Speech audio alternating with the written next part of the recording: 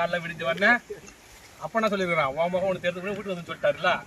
என்ன பண்ணா அடுத்த நாள் காலையில மாப்பிள்ளை என்ன பண்றாரு, எண்ணெய் தேர்ந்து குளிச்சுட்டு ரெடியா உட்காந்து டிஃபன் வரும்னு சொல்லிட்டு உட்காந்துக்கிறாரு. அடுத்த வாரம் சமையல் கட்டில் இருக்கிறாங்க, இட்லி பூரி தோசை வேற வரும்னு சொல்லிட்டு மாப்பிள்ளை உட்காந்துக்கிறாரு. உடனே பொண்ணு என்ன பண்ணா, ஏமா எங்க வீட்டுக்கு உட்காந்து சாப்பிட உட்காந்துக்கிறாரு அப்படின்னு சொல்லிட்டு பொண்ணு சொல்ல, நம்ம மாப்பிள்ளை தாண்டி அடிக்கடி தானே வந்து போறான், வந்து போறாருன்னு சொல்லிட்டு அந்த பழைய சோத்தும் அந்த ஊருகா வெயிட்டு வந்து கொண்டு சொல்லிட்டு சொன்னாங்களாம்.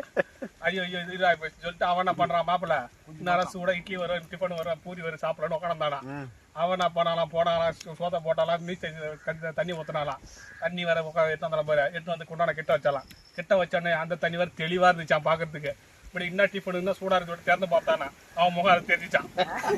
அப்ப சொல்ல வச்சு முகம் ஒண்ணு தெரிஞ்சுக்கிட்டு நம்ம அப்ப சொல்லிதான் பழகுது அப்படின்னு சொல்லி சரியா மாமனார் இருக்காங்க.